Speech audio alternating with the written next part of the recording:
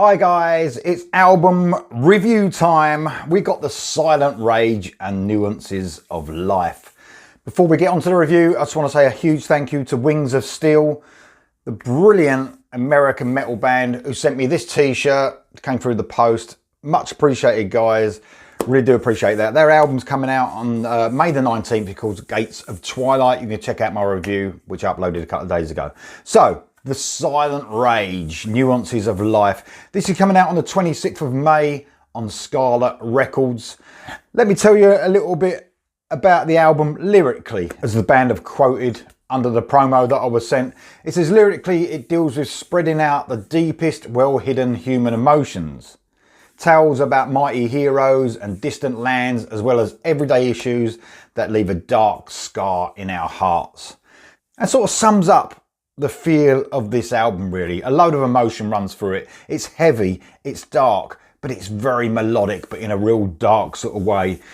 They're sort of, you suppose you could say they're power metal-esque, but definitely on the dark side of power metal. I'm going to get into some of their influences in a minute. This is their second album. Man, we've had some brilliant albums coming out of Greece lately, and this is another one. They're a Greek metal band. Amazing band. Let me tell you about the musicians on this album. Michalis Rinakassis on the vocals. Just a brilliant vocal, so much range. And I'm going to get on to, you know, the influences from this band. One of them is one of my favourite bands of all time, Iced Earth. And Michalis has got that brilliant lower range, and then he can just scream to the heavens. So he's got that full range. You know, a little bit like Stu Block, a little bit like Matt Barlow, that sort of range we're talking, and quite a similar tone as well. So I was going to say, if you're missing Iced Earth, and you might not get a lot of music from Iced Earth, if any, for the future, this band just give you that sort of comfort blanket that, especially that I've been missing from Iced Earth not being around anymore. You've got Nikos Saglidis and Nikos Sarbinis on the guitars. Wow. I mean, these guitar players, man, they are technical, heavy riffing, galloping riffs, Maiden-esque guitar solos all over the place. Some real brilliant technical playing. Amazing stuff. This is a proper guitar-driven album. If you like guitars, they're all over this album. Then you've got George Haniatakis on the bass and Stamatis Katsafidos on the drums. I probably got all those wrong, but the rhythm section in this is pounding. It's heavy. There's some double kick, but not all the time, because I like a bit of double kick, but I like it in and out of songs. So you get some of it, but mainly just thumping rhythms all the way through it. And the bass guitarist, along with the drummer, are just as brilliant. Everyone is equally brilliant in this amazing technical band. So I want to talk a little bit about the artwork, because it's amazing as well, and it looks different. If you look at the album cover, and it's going to be here right now, you can see the colours are just brilliant. It looks different than a lot of bands are bringing out now. It's amazing artwork. If I do a top 20 artwork, I'm sure it's going to make it in the end of the year. And it's from a guy called Giannis Nakos. He's done album covers for Evergrey as well, so they have some great album covers, as you know. This was produced by Fotis Bernardo, and this album sounds brilliant. The guitars, like I said, are ramped up to the max, but the bass and the drums and the vocals are not drowned out. I've had a couple of albums recently that I've listened to where they're almost too heavy on the guitars, and the vocalist almost feels like he's drowned out a little bit.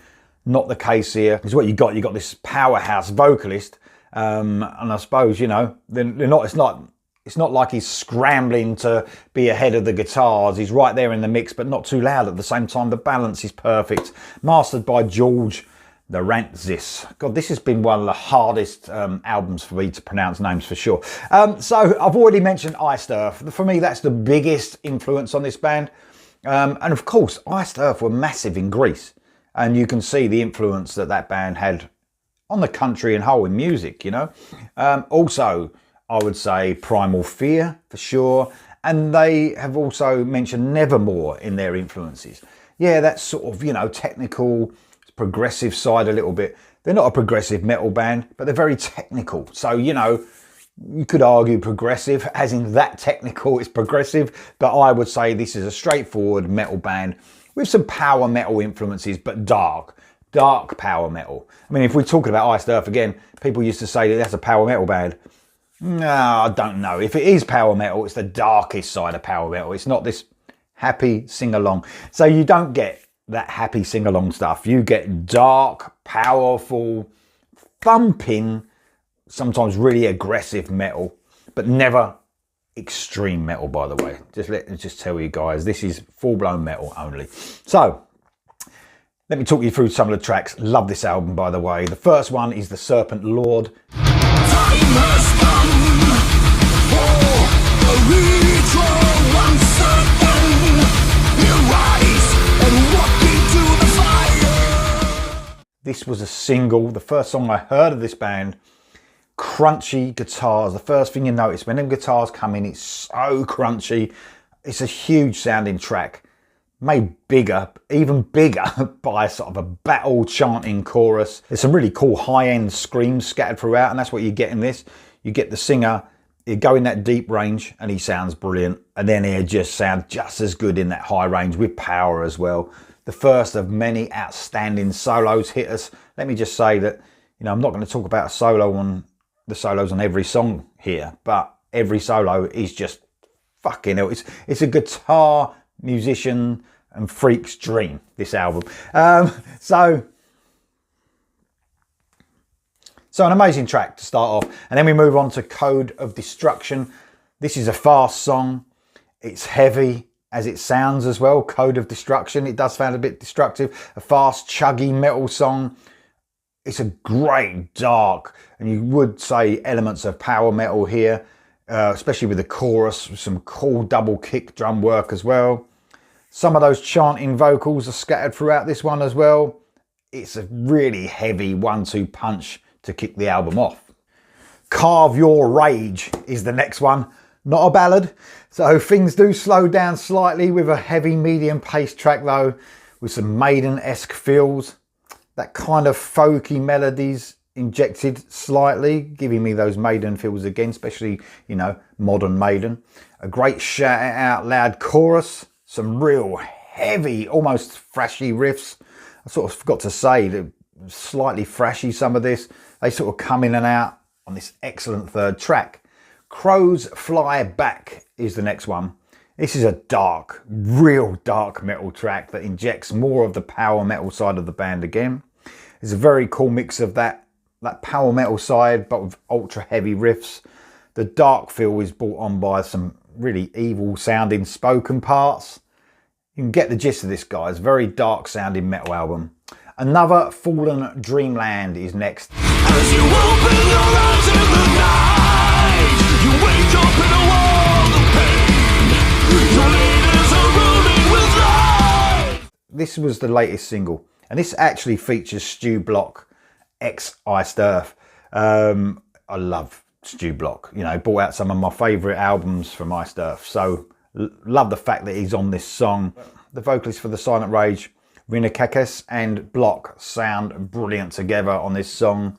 This was my favourite of the 3 singles actually. Some very cool intricate guitar riffs make up this excellent metal track.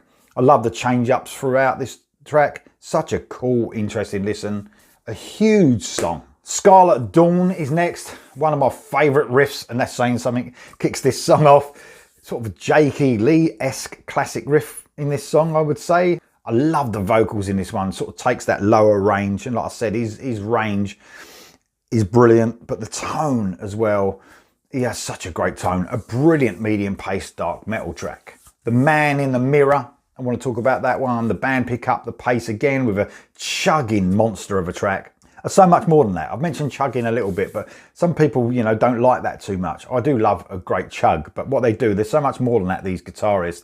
They inject some sort of super technical wizardry all over the album, you know, especially on this track. You can hear they're chugging, and then they're doing some great lead work as well at the same time. Really heavy stuff this is, guys. This one also sees Rinakakis on the vocals, switching effortlessly through some amazing vocal ranges, you know, up and down, just all over the place. Brilliant. Exhaling Fear is the next song. This was the second single that was released. This is your necessitation in your search for the light, escalate. Iced Earth influence really strong here. Rhythm changes and some cool transitions throughout. I get a slightly doomy feel here, especially with some of the vocal delivery. A great grandeur chorus with some keyboard touches. Brilliant song. Ghost of a Wayward God, one of my favourite tracks, a driving medium-paced classic metal track. This one feels like a single to me. You know, when you hear a song, you think, oh, is that going to be a single? It might be on release day, for instance, due to its ultra melodic chorus. I think this one will appeal to many fans across all metal genres for me.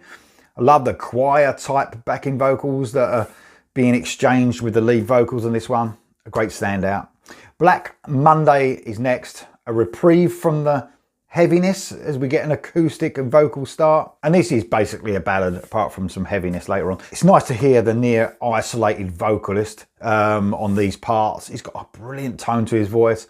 There's some really cool, nice orchestral parts included to sort of inject some epic feel into this song. And a cool synth part leads into the last third where the band kick in. It's a great dark power ballad. And then we finish off with the title track. It's the last song on the album. And an excellent riff kicks in again, almost that frenetic Jakey Lee style again. A huge chorus again that gets a bit of colour injected with some cool synth touches. This is excellent, epic stuff and one of my favourite tracks on the album. It perfectly closes the album out. So guys, 26th of May, The Silent Rage, Nuances of Life. If you like your metal heavy, but you like it melodic, crushing riffs, high-end vocals, you're going to love this album. Guys, totally recommended. The Silent Rage, Nuances of Life. I'll see you soon.